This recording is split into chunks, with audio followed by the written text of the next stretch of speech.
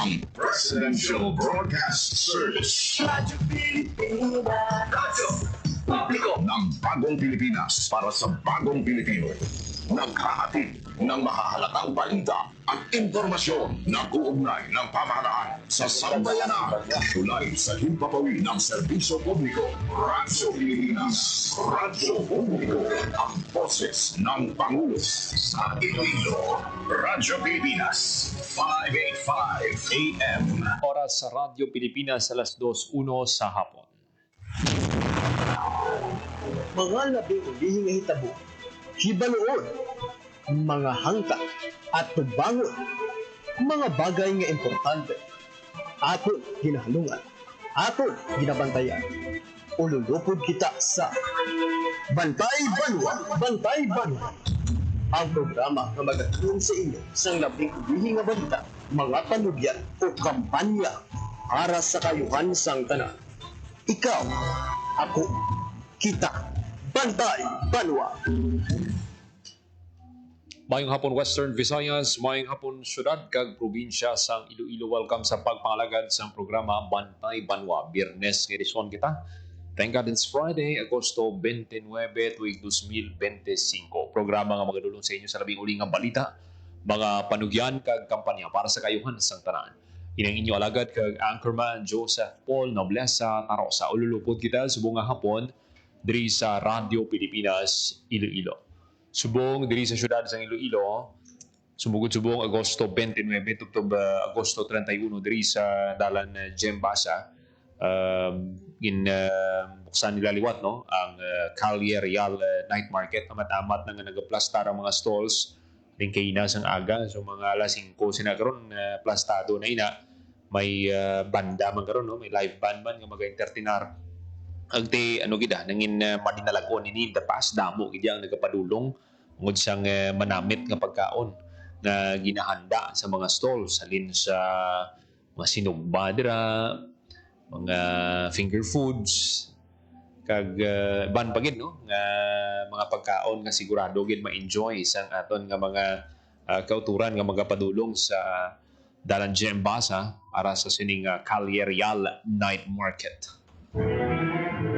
Saka maayo pagid nga balita no para sa mga nagabantay sa sining issue balas ang flood control project. Ang Department of Public Works and Highways, mga empleyado nila no.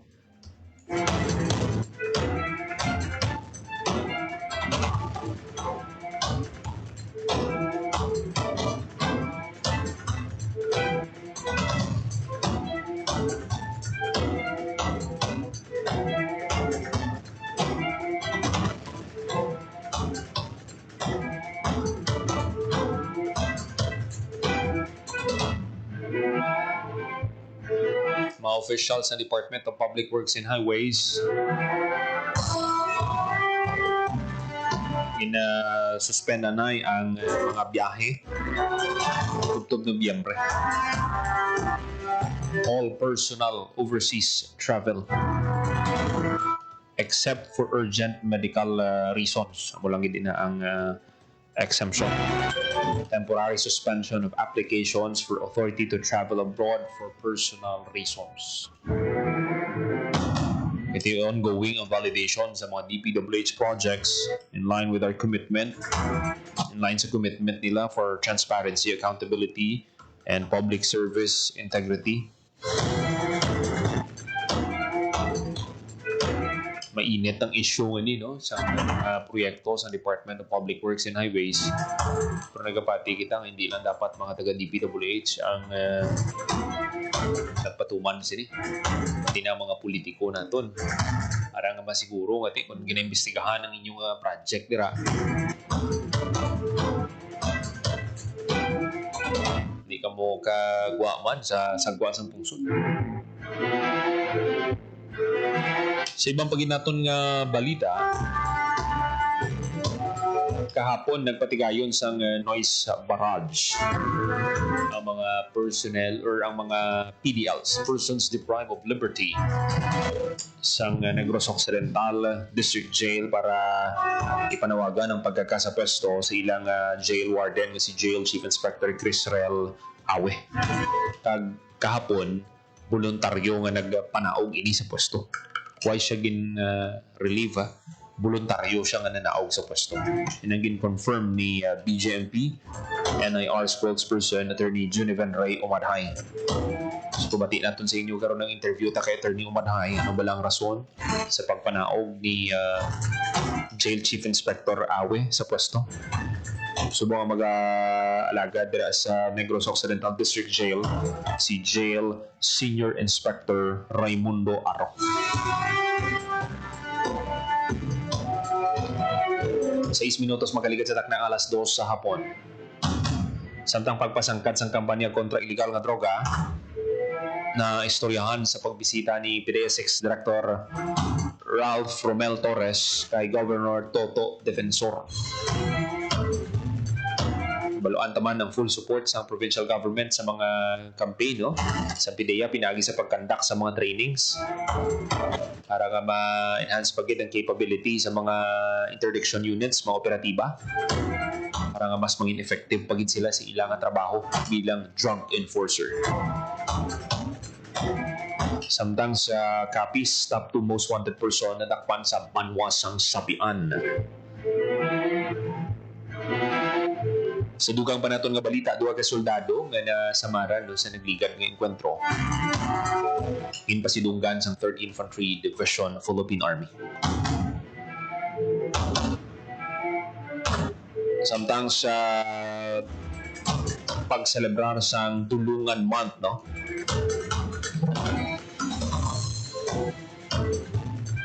Saka tree planting ang ginconduct sa probinsya sang Antique. Kwaon ta sinakaroon ang detalye sa report ni Hope Torrechante.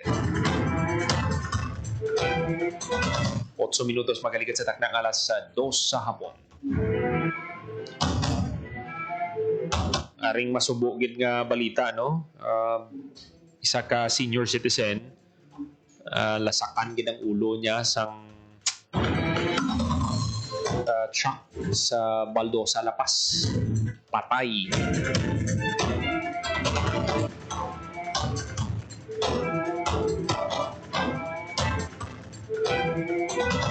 Maghalong ikaw mo sa dalan sa pagtabok nyo, labi na kung may makita ka mo dira ang mga dalagko nga truck, mas mayugin nga kung pwede pa lang palong buson nyo na lang sila na anay at ka mo magtabok, may time may ano na mabudlayan sila bala magtulok bala, budlayan sila hindi nila makita na yun.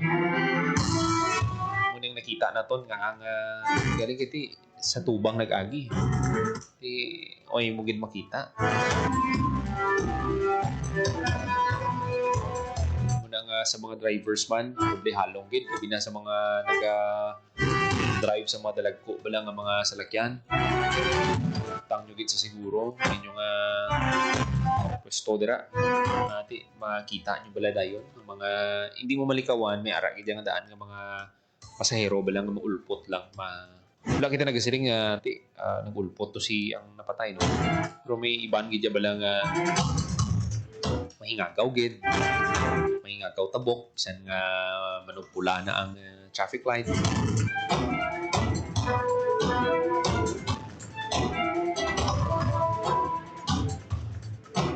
Hindi gid naton malikawan ang aksidente. Isa may ara gid nga mga tao nga irresponsable. Ara man nga ti do wayas ang bulikid sa iban. Dira gid ya resulta man may maaksidente. Ti Biyernes pangadaan.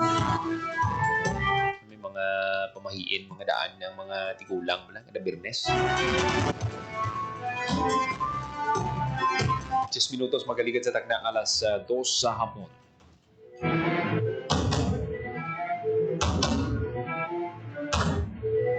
Sa nasiling na nato na interview naton ang spokesperson sa Bureau of Jail Management and Penology Negros Island Region. May kantanan sa sining pagpanaog sa pwesto ni Jail Chief Inspector Awe.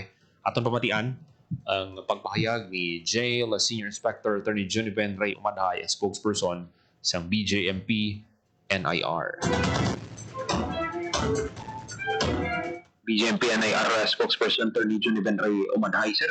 Doon natin confirm ining development no sa sining paghiwat sa noise barrage sa mga PDL sa Negros Occidental, sir. Anong latest update sir? Yesterday, after some incident, mga 4:30, nag-cease naman peacefully ang noise barrage. After that, before that, nag-step down warden, si Chief Inspector Awi sa station. So, a new OIC of the in charge was installed sa Negros Occidental District Terminal Dormitory. Sino gani, sir? Si Inspector Raymond Aro. Mm-hmm. Ano, sir, ang site nga reason sa warden na nag-decide na lang siya mag-step down? Actually, ongoing ang incident nato ng Mas Barrage, pending ng investigation.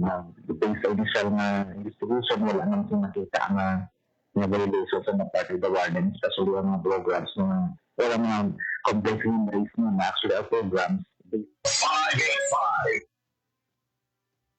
existing naman yung mga policies like mga coupon system, cashless system, ang pag-conduct mo sang following greyhound operations na resulting to the confiscation of several smartphones from the possession of the PDLs. Those are within the bounds ng aming rules. Pero hambang nyo lang, although nga wala akong probable cause to attach evidence against him sa initial investigation, dinecide nyo na lang to step down voluntarily para mag-give in ang impartial na investigation. Okay, so against sa iya. Okay, so subong sir, bali ongoing pang investigation sa yapon. Yes, ongoing yapon. We have yet to release a conclusive and final report.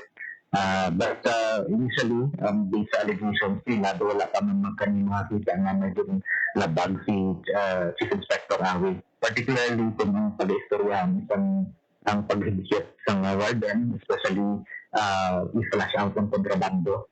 Nakita natin natin sa social media that there was deliberate na mga pag-post ng social media using smartphones ng PDL. So nakita natin on what is the situation, gusto tayong ibaguhon ni Chief Inspector Awi based sa iyang comment and explanation sa regional office. So,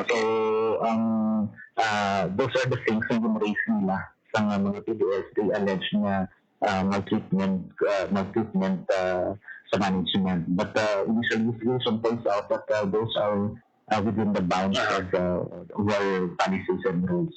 Sa pagkambyo ng liderato, Attorney Umadhay, sir, ano ang instruction sa aton nga regional director sa Bagudira na jail warden?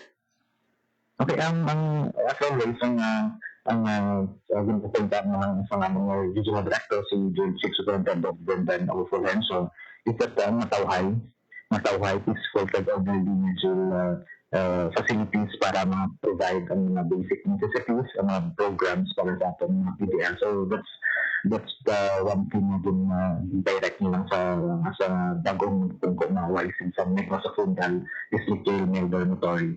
So in that also, isang pag-implement sa mga policies, local policies natin. So ang ginakasubo naman namin kahapon, while the Mas Barrage is involving several smartphones makita sa social media na ginagamit sa mga PDL. So, ang gina-approve ng regional office is that if ang PDL should also be in good faith sa similar situation, because yung pakita ng isang BJD na that we are in good faith, nagtagaan sila time, nagtagaan sila din to air their grievances, maging po sa maximum tolerance para lang din matabakyan nila ang side nila.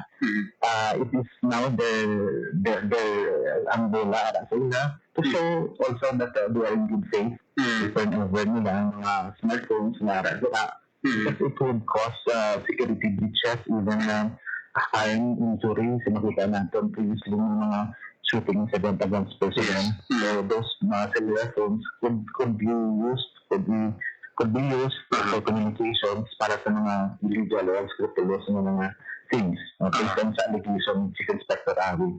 And that could also trigger other illegal transactions in the community na may affect the safety and the orderliness ng mga komunidad natin. So, in simple terms siguro, is that the BGMP-NIR, the jail officer showed na gamater ang ilang mga grievances versus yung kamatian. It is now time na sila naman ang pakita na they are in good faith to turn over ang mga kontrabando, ang turn over the smartphones that they're using because they cannot deny it.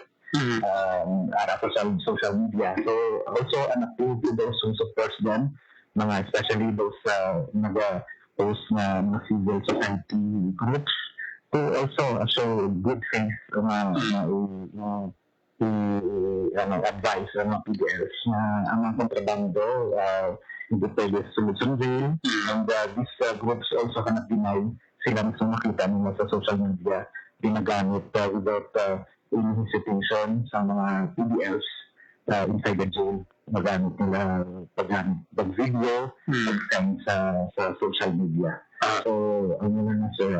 Okay, sana siling mo sir ongoing investigation ang magwa-abi sir yung mga grievances nila abi lang kumbaga ginhimo lang nila para nga mapahalin ining jail warden anong mangin liability nila abi anong mangin sanction sila sang BGMP sa ila.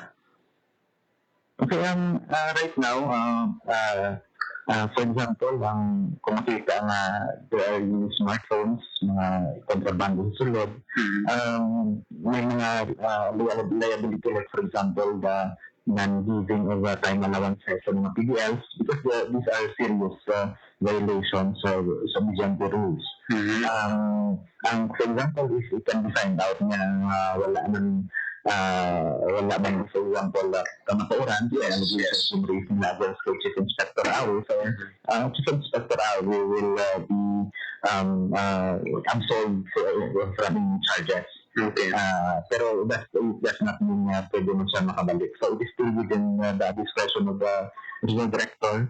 Pero ang pinaka-foremost din consideration sa mga regional director is that i-keep nagliging into mga jail units natin na safe, peaceful, and orderly na continue ang operations, na continue ang paghatag ng programs sa mga programs and welfare policies sa atong mga PDLs. Batian si Jail Senior Inspector Attorney Genevieve Rey Umadhay, spokesperson sa BGMP Negros Island Region. So, ang instruction sa BGMP NIR sa bagong jail warden, siguro nga mapatuman ang mga security measures dira. Dapat mangin safe dira sa gihapon ang mga PDLs, patuman ng law and order. Kung nga ang naghugot man ang naghalin jail warden, inabangod sa mga nakumpiska nga kontrabando, mga natabo sa nagligad, di may natiro ganitong jail personnel. Iti shadow ka stricto ko, no? Hindi kung sa lugar man lang ang pagka-stricto, pero sa initial nilang investigation, wala sang ginlapas. Within the bounds of law man ang mga gin-implement sang jail warden si Jail Senior Inspector or Jail Chief Inspector Awe. Kung nag-got pagid ang ila seguridad, may rason. Kaya may gintiro gani dira nga personnel. Siyempre kinanglan Manila depensahan ang ila kaugalingon. Utang Manila sa siguro. Kaya may mga pamilya maning mga jail personnel mga taga BGMP. May ginapulian man ni sila ng mga pamilya. Nangati, samtang nga nag-duty sila dira, make sure nila nga hindi man sila alangan, mabutang sila sa peligro. Iti cashless ang system dira, mga coupons na lang sunod kay Attorney Umadhay. Bangod, nalikawan nila ang mga pagpanuhol bala sa mga BGMP personnel.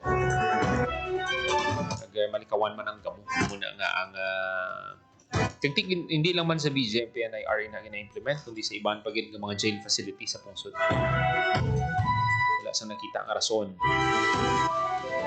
Galing kati nag-decide na lang ya si Chief Inspector Awe nga maghalin para ngati puntak na ining mga mga PDLs sa Negros Occidental District Jail. Pero ginpamangkot man naton si Attorney Umadhay anong mangin liability sa sining mga PDLs kasi naghimuhimo lang yung abi issue para lang nga makakasto sa pwesto si Chief Inspector Awe. May mga pinalidad man nila.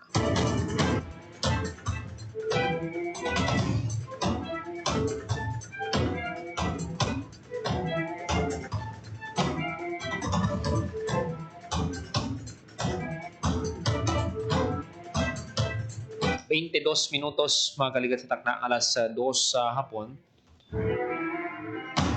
Maghahatag lang kita sang pila ka mga pahanumdom sa aton nga pagbalik dugang mga balita aton nga patpaton bisag yapon sa programa Bantay Banwa. Sa ASEAN, iisa ang laban pagdating sa kalusugan. Kaya't ang banta sa isa ay banta sa buong rehiyon. Ito ang diwa ng One Region, One Health.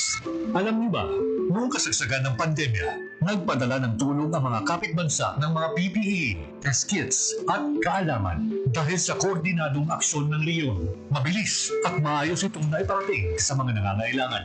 Nagkaroon ng online training, palitan ng datos at sabayang aksyon. Bawat bansa alam ang susunod na hakbang kahit magkakaiba ng hamon. Nagkaisa rin ang mga scientists at health workers mula sa iba't ibang bansa. Nagtulungan sila sa pagbabahagi ng research, pagbuo ng solusyon at pagtuturo para mas mapabilis ang tugon. At hindi lang kalusugan ng tao ang mahalaga. Minsan, ang sakit ay nagmumula sa hayop o kapaligiran. Lahat naramdaman natin yung impact ng COVID sa ating day-to-day living. And sabi nga nila, if yung COVID may have come from bats na tumalon sa ibang species and then eventually sa human. So nagkaroon tayo ng ganung klaseng awareness na ang biodiversity loss, pag nangalaga tayo ng kalikasan natin, can actually support our efforts to prevent in the long term yung mga zoonotic diseases or mga pandemic. Kaya mahalaga ang kabuuang pagtingin sa kalusugan ng tao, hayop at kalikasan o ang tinatawag na One Health. Isa itong pagtutulungang paraan para sabay-sabay mapangalagaan ang lahat ng ito, lalo na laban sa mga bagong sakit, resistensya sa gamot at epekto ng climate change. Dahil sa ASEAN, mas mabilis ang tulong, mas handa tayo at mas ligtas ang bawat isa sa riyon. One Region, One Health.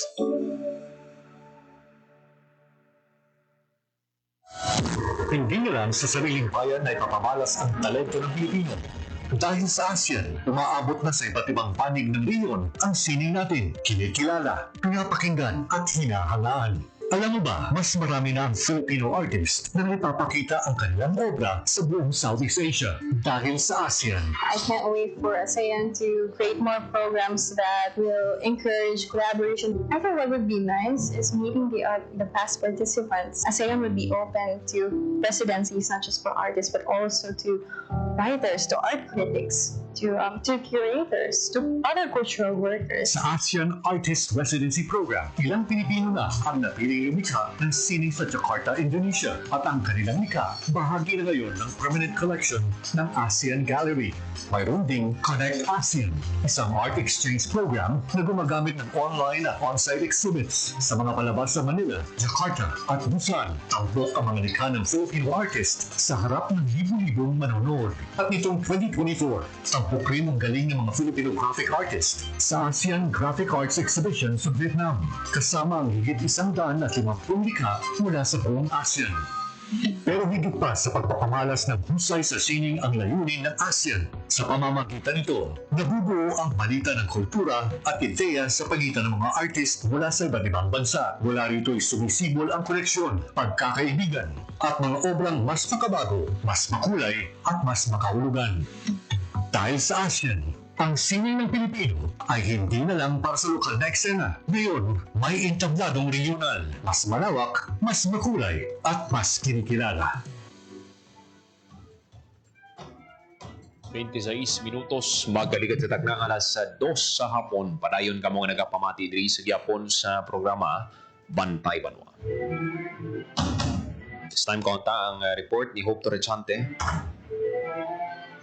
Selebrasyon sang Dulungan Month. Nagpatigayon sang tree planting activity dira sa probinsya sang Antique. Konta ang detalye sa balita, Hope Torrechante. Radyo Pilipinas. Radyo Pilipinas. Report. Hope, may hapon. Mayong hapon, agad na siguro nga may puluyan ang mga pispis nga dulungan isa ini kasahi sang Hornbill.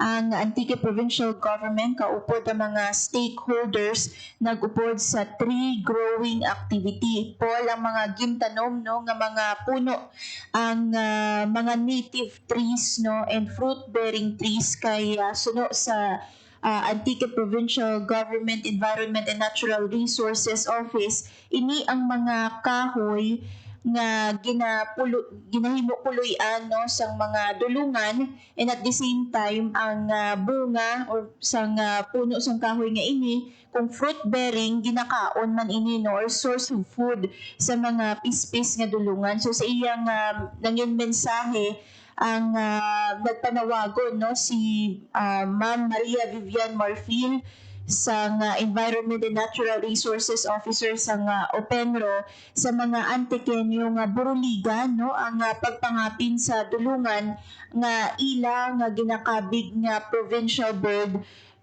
sandig no sa provincial ordinance. So pila na katuig na nagasaulog sa Dulungan Month ang province of Antique, and sini nga tuig Paul ang kinalain no sa selebrasyon amo ang Dulungan Count 2025. Sini nga tuig ikaduha naman nga tuig no nga naghiwat sang Dulungan Count ang province of Antique kaupod ang mga stakeholders kaangay sang Haribon Foundation, Philbayo, and mga menros no sa 12 kabanwahanan sa probinsya sang Antique. And this year, based sa initial number, 58 ang dulungan or numero sang dulungan sa probinsya sang Antique, and 52 no sa siningang numero na siplatan or ang saitin no naisip sa banwa sang Sebaste. So declare nga provincial bird ang dulungan o hornbill nga dulungan bangod nga ginakabig ini nga mga farmers in the forest kay ginapalaptan nila ang liso no kun binhi sa mga kabukiran no kun mga kakahuyan no, so especially sa mga matag-as gid nga lugar nga kisalang gid no mapadulungan sa mga tao for a tree growing activities. So even wala sang tree growing activities, kung madamo sang dulungan, madamo man no nga mga kabukiran ang matamnan sa mga puno sang kahoy, especially fruit bearing trees, kay may mga dulungan kita nga nagapalapta sang liso sa mga kakahuyan. Naman ang importansya no sang dulungan, that is why ginakabig sila ng provincial bird sang province of Antique. So ang tree growing activity subong Paul no ang culminating activity na katapusan ng aktibidad sang Dulungan Month celebration sini nga tuig 2025. Okay. Do ano ka matuod giti dapat di pagbadilon ning mga dulungan kay ang iban kuno ginahimo nga daple sang iban. Actually siling ni Ma'am Maria Vivian Marfil no kiti ginasubaybayan naton Paul nung selebrasyon sining Dulungan Month sining tuig 2025 siling niya hindi pagpatyon, hindi paggimuon sudan, hindi pagtiradoron no ang mga pispis nga dulungan kay may nagakaigo nga sa labton ini no sa layi ang pagpamatay, pagpangdakop sa mga pispis nga dulungan.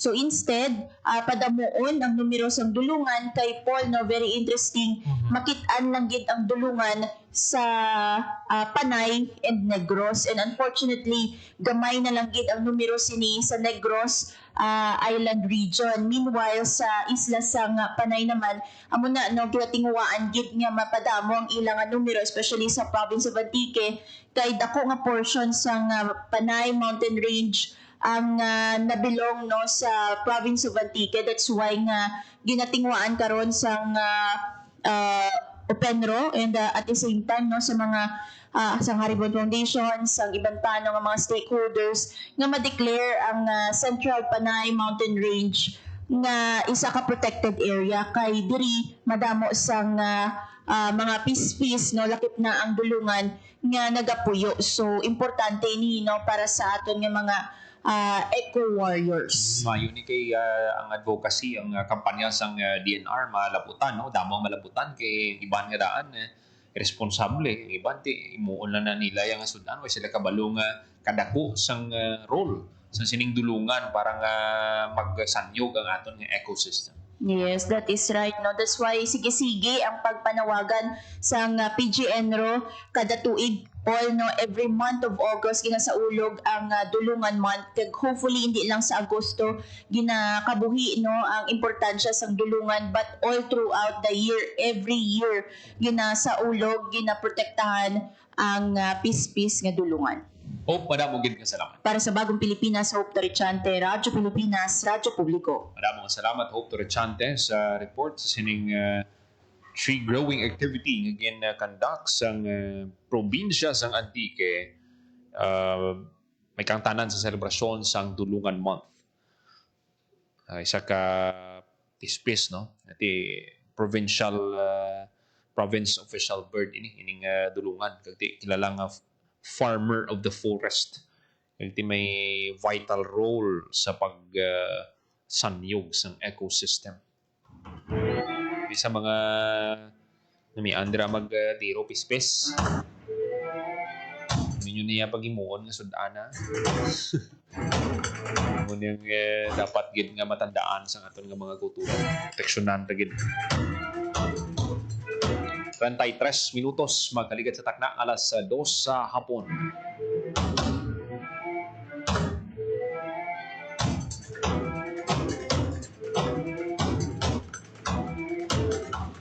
Nagpatigayon sang courtesy visit si PDEA 6 Director Ralph Romel Torres kay Governor Toto Defensor. Nagpabutyag ang opisyal sang pagpasalamat sa full support sang provincial government sa mga programa kag inisyatibo sang ahensya, labi na sa pagpapaskog sang kapasidad sang interdiction units agi sa training. Sa training, madugangan ang hibalo sa mga drug enforcers na makabulig sa epektibo nga anti-drug campaign. Alam mo, hindi man pwede nga puro lang trabaho ng mga drug enforcers na kinanglan man ipaidalom sila sa workshop kag training para ma-enhance pagin ang ilang abilidad. At ibalaan mo man, ang mga drugista nag-innovate man, dapat maano tagid ka-keep up or dapat malabawan pagin sa mga drug enforcers ng mga nagaduso sang illegal na droga. Ngayon, oportunidad man ang pagkitaay no sang duha god istoryahan ng anti-drug campaign sa probinsya, barangay drug clearing campaign no. Pagkolaborasyon para mapadayon ang kampanya batok sa illegal na droga. 34 minutos magalikan sa takna alas 2 sa hapon. Magatag kita sa pila ka mga pahanumdo, magabalik lang ang programa Pantay Man. Time to celebrate kulturang Pinoy. Tradisyon, musika, sining, literatura, at iba pa. Anything and everything fun and Filipino. Ito ang Pinoy Kultura. Naalala ko, nung bata pa ako nung namamasyal kami sa Fort Santiago sa Intramuros.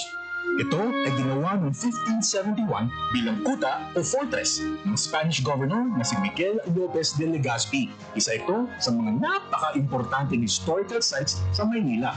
Marami ang nagbuwis ng buhay dito noong kapanahunan ng mga Kastila at noong World War II nang ginamit ito ng mga Hapon bilang kulungan ng mga Pilipino at Amerikano kanilang nahuli.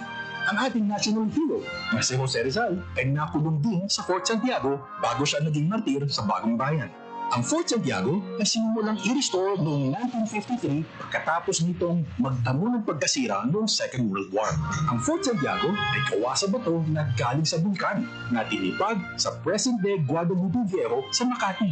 Ngayon, ito ay naglalaman ng iba't ibang memorabilia ng Jose Rizal at isang napakagandang pasyalan ng buong pamilya. Tara na at ating lalawin. Yan ang Pinoy kultura because our culture is cool. Time to celebrate kulturang Pinoy. Tradisyon, musika, sining, literatura, at iba pa.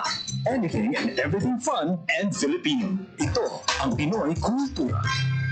Ikaw ba ay naharana na? Sabi nila, ang harana ay isang matandang tradisyon ng panliligaw sa Pilipinas na unti-unti nang nakakalimutan. The harana or the serenade first gained popularity in the early part of the Spanish period. Ang manliligaw o nanunuyo ang siyang kumakanta at pag sinuwerte, sila ay papapasukin sa bahay. Pag binalas, water gets thrown at them or sometimes even worse things. There's a website that actually books haranas for you to experience this widely known tradition. Sa iyong palagay, uso pa ba ang harana? Yan ang Pinoy kultura because our culture is cool. Time to celebrate kulturang Pinoy. Tradisyon, musika, sining, literatura, at iba pa. Anything and everything fun and Filipino. Ito ang Pinoy kultura. Uso pa ba ang harana? Tanong ng isang OPM song. Alalahanan nga natin itong napakagandang Filipino tradition of courtship through song. Kay lungkot nitong hating gabi. It's difficult to know exactly kung kailan nag-umpisa ang harana sa Pilipinas, but it was quite popular across Philippine provinces in the 1930s. For the benefit of the younger generation, harana is an old Philippine tradition of courtship where a man serenades a woman. Kaya ngayon ako'y lubhang naninindim. Inihahayag ang nilalaman ng puso in a sweet rhythmic song with impassioned lyrics. Standing underneath the window at night, alone with his guitar, kung minsan may kasamang kabarkada na tutulong sa pagkanta o paggitara, susuyuin ang dalaga na dumungaw sa bintana and listen to his love song. Nagsusumamo ang puso ko para luman. How would you feel about serenading someone? O di kaya, mas gusto mong ikaw ang hinaharana? Yan ang Pinoy kultura because our culture is cool. Time to celebrate kulturang Pinoy. Tradisyon, musika, sining, literatura, at iba pa. Anything and everything fun and Filipino. Ito ang Pinoy kultura. Kung pagandahan lang ng arkitektura, ang Pilipinas ay hindi magpapahuli sa ibang bansa. Patunay dito ang San Carlos Seminary, Rizal Theater, Capitol Theater, Manila Jockey Club, ang University of the Philippines Library and Administration Building at ang Rizal Shrine. Ito ang mga likha ni Juan Felipe de Jesus Nakpil, ang tinaguriang Dean of Filipino Architects. Si Juan Nakpil ay nag-aral at nabigyan ng bachelor's degree in mechanical engineering sa Estados Unidos. Siya at ilan pang iba ang nagtaguyod ng Philippine College of Design in 1941, which unfortunately did not survive the Second World War. In 1973, Juan Felipe de Jesus Nakpil was named National Artist for Architecture. When he died in 1986, he was given a state funeral and was buried at the libingan ng mga bayani. Yan ang Pinoy kultura because our culture is cool. To know more about their life, work, and contributions, visit the National Commission for Culture and the Arts at ncca.gov.ph. Time to celebrate kulturang Pinoy. Tradisyon, musika, sining, literatura, at iba pa. Anything and everything fun and Filipino. Ito ang Pinoy Kultura. Ang kwento ng adobo. From its humble beginnings sa hapagkainan ng mga Pilipino noong ika-16 na siglo to 21st century international tables, adobo, the most famous and the country's national dish, speaks of our culture, the sour and the salty, the sweetness and spice, mixed with the richness of tender chunks of pork or chicken, sometimes both together. It has traveled provinces, crossed continents to inspire chefs and delight peoples across the seas. Traditionally cooked in clay pots, the Spanish gave the name adobo to the dish, from adobar, which means marinade. It is an indigenous cooking method that uses vinegar and salt to preserve food in the tropical climate. It's been cooked a multitude of ways. Simple, may maanghang, merong may coconut milk, depende sa rehiyon siyang pinanggalingan. It's so flexible, it can create various and sometimes new tastes. Panlasang Pinoy has listed 31 of what they call insanely delicious adobo recipes. There's the traditional chicken adobo, simple, made with chicken, soy sauce, vinegar, garlic, peppercorns, and bay leaves. There's adobo that varies in color and taste. Adobong dilaw, adobong pula, at adobong puti. At hindi lang lutong chicken or pork, may adobong tahong, adobong kangkong, and chicken feet adobo. The New York Times once shared on Twitter a simple chicken adobo recipe as comfort food to cook in the middle of winter. The Food Network had its own adobo recipe, and there is apparently a Spanish chicken adobo with chocolate. This humble but iconic adobo is not without controversy. Wikipedia says a trade department once announced plans to standardize the most popular Filipino dishes to make them easier to promote, starting with the adobo. Maraming hindi natuwa at pinatikos ang plano. The agency did a 180, said it's not mandatory and will only be done as a benchmark to define a basic traditional recipe para malaman kung tunay na Filipino dish pag nasa international setting. The adobo has been honored abroad, was runner-up in the Best New Street Food in the 2010 LA Street Food Fest. Philippine Primer says Chef Gordon Ramsay picked a pork adobo burger in Good Morning America's Battle of the Burgers in 2017. One can say the mix of flavors and spices of this iconic dish is a perfect foil for the Filipino character. It has certainly come a long way and has endured all this time. Simple or fusion elaborate version, the adobo remains to warm hearts and please palates. And bringing Tatak Pinoy to the world, just a bonus. Yan ang Pinoy Kultura because our culture is cool. 42 minutos magkalikat sa taknang alas 2 sa hapon. Padayon ka muna nagapamati diri sa gyapon sa programa Bantay Banwa.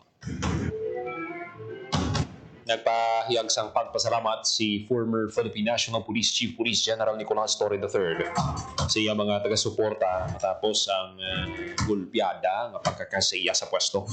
Sa video nga ginpagwa sang opisyal sa Facebook page yung pahayag ni Torre ang mga mensahe, pangamuyo sang publiko naga-serbi niyang strength kag inspirasyon. Kag ginklaro man sa opisyal nga wala siya sang kalain buot kay President Ferdinand Marcos kay iyan hangpan nati kabahin lang ini sang mabugat nga desisyon sa presidente nati kakson siya sa pwesto. Diyan sino man na gulpiano 85 days na ano niya gani na break niya ang record sang PNP chief pinaka-lipot na stint bilang isa ka hepe sa Philippine National Police. Pwede si the late General Camilo Cascolan naka 3 months, 8 days pa siya. So mga 98, 97 days si General Cascolan. Pero siya 5 na lang kadlaw, matatlo na sa tanik bulan. Why, gidya. May mga nagalutaw ng information, confirm ni USEC Presidential Spokesperson Claire Castro. May gina-offer sa iyang posisyon pero wala pa mahibaluan kung ano ina. Mintras hindi makaretire si General Torre, mga pabilin nga 3-star ang nagapungko subong nga hepe sa Philippine National Police, si Police Lieutenant General Jose Melencio Nartates Jr. Ara ang authority kay General Nartates, pati ang 4-star magapabilin sa gihapon kay General Torre. Unless mag-retire siya. Di ang retirement ni General Torre mga 6 months pa. Hindi kita magsala, Marso pa ni siya mag-56. Si General Nartates mahulat gid kung hindi mag-retire. Dayon si General Torre. Ilang taon tabi kung ano ang development sini. Pero mga kabyanan, kung nakita nyo sa karon, no? Ang isagid nga may mga nagwa nga ang pagbalasa niya to sa mga key officers nga wala sang approval from Napolcom dito gid alman ang Interior Secretary hindi man. Pero tingin klaro man to ni Secretary Rimulya.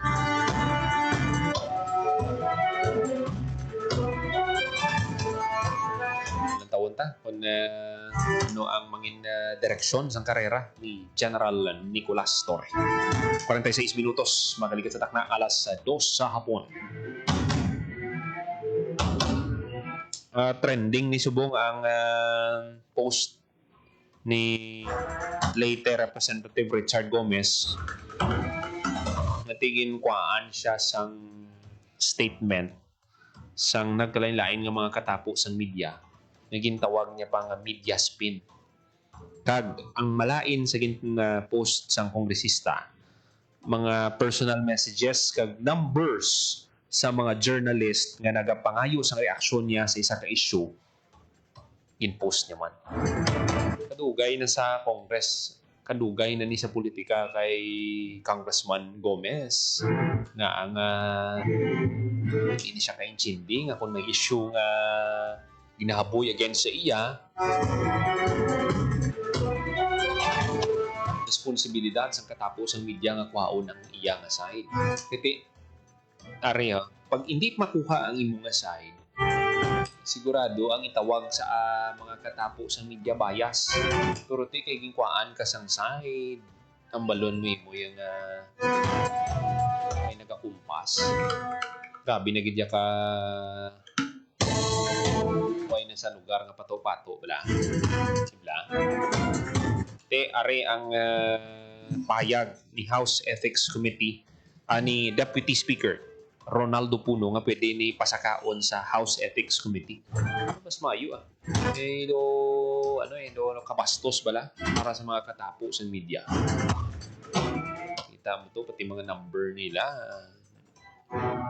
Kag makita mo man respectful man ang sa pag-message sa iya. Hindi nga ginaakusa siya dayon.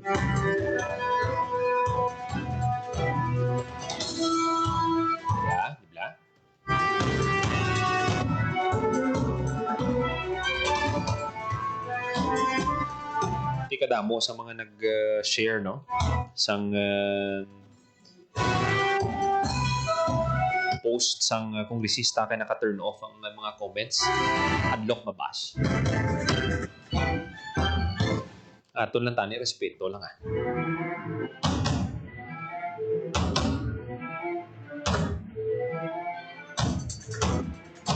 Amo na blang budlay sa mga politiko. Pag hindi ganit pabor sa ila ang issue, kag kuhaan sila sa side, ang gagwa yung nga malain ang media pa.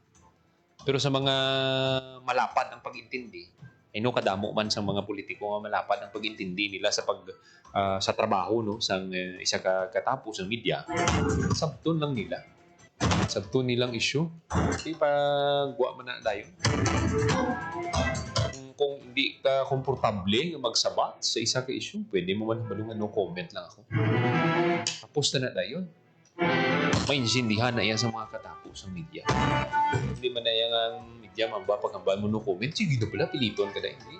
Paghambal mo na yung anong comment, kasi pituhon na dahil sa mga katapos sa media. Muna ba lang budlay sa iban? Hindi mo man ni mambal nga bago, veterano ni sa patag sa politika. Hindi kita dapat balat sibuyas. Kung sa imo pamatsyag, insakto ka, ang imong ang media mangindalan para nga mapaathag mong imong aside, hindi nga ang media yang imong tirahon lang. Titi ang media amula na yang nag pagwa sa balita naging kuha Manila sa isa man ka source. Titi nagpagwa sa statement mo ining si matag-ob mayor si Mayor Takoy. Tidamo nga media do pitogin ni ka media ang nagpangayo sa side niya. Huwag gidya. Tidamo ang nag-bash sa iya. Hindi na pamangkot man lang siya. Yung tagaan ka sang chance nga magpaathag. Wala kaging tagaan sang chance para nga para sunugon ka. Or wala kaging tagaan sang chance para nga i-judge ka lang.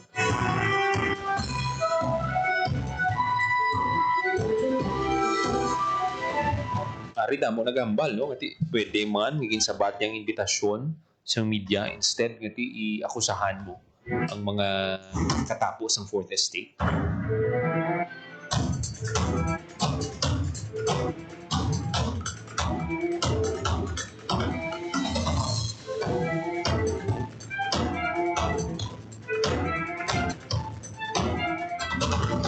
May nagambal, basahan na ito. Ngati hindi ni pelikula. Congressman, the news media isn't your production set and reporters aren't your supporting cast members. Check to ni. Journalists ask questions not because someone paid us, but because the public deserves answers.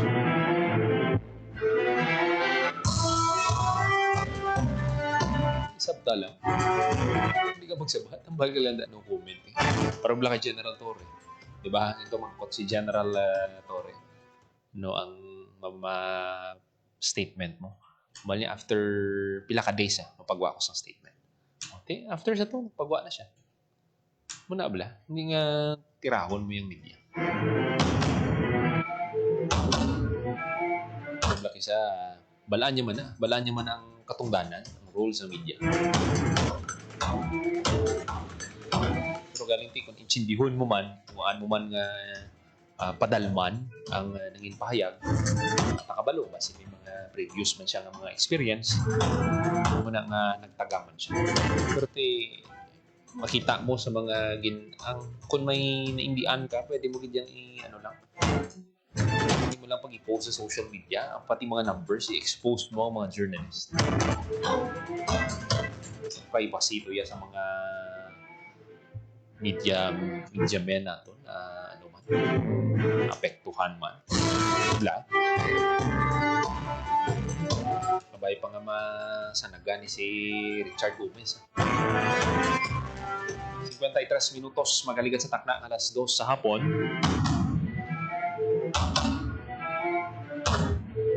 Antes kita magtakop, luyag ta nga tamyawon ang aton nga mga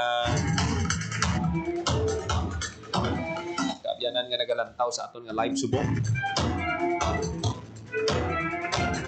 Si amigo Jovi Cordero, mayong hapon. Sa akon amigo, no, suki naman nga tagpalamati, Austin Dick Montaño, taga Leyte. Si Migo tada. Ayok lang ko da kamusta kay Congressman Richard Gomez. Kay Mama Aldea, katutok man. Si Nang Mariel Gamayon, afternoon. Ako nga wife, Noela, ching from Guimaras. Si Gracia, suki naman may ninagalantaw sa aton. Si Maria Clara. May mas taas pa sa top fan batch. Sila na ni. no? Kaya sa iban pagid naton nga mga kauturan no nga nagalantaw sa ilang o nagapamati sa radio 585 kHz. Madamo gid nga salamat.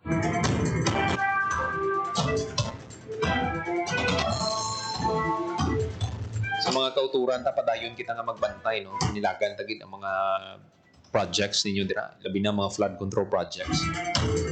Parang kung may mga kapalpakan, i-report nyo dayon sa sumbong sa pangulo.ph. Kaya kung ang project, kung may ano na da magwa na da, matype na da, ano ka nga lugar, for example, Iloilo, kag kung ara na dara sa inyo barangay ang flood control project, kag may makita ka mga kapaltahan, pwede nyo na ma-report dira dayon. Maskin pahapos na sa Office of the President ang pagreklamo. Hindi pwede man mangin confidential. Muna dayang maayo.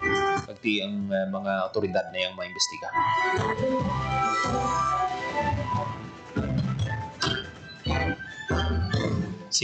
sa 6 minutos makaligat sa takna ang alas 2 sa hapon. Ang iban bagit nga mga balita patpatunaton sa masulog edisyon sa programa Bantay Banwa. Sa liwat, sa mga gusto dira magpaliwaliwa, kantuy ka mo diri karon sa Calle Real Night Market. Karon sa hapon, no? Alas 5, matamat na di. Nag-enjoy ka mo no after sang pila ka adlaw nga pagtrabaho. Deserve nyo gid nga mag-relax. Kurang inyong mga pamilya, friends, mga pinalangga nyo. Kung single ka mo, okay mo na. Pwede ka man ka lagaw-lagaw dira nga ikaw lang isa. Pwede mo na, no?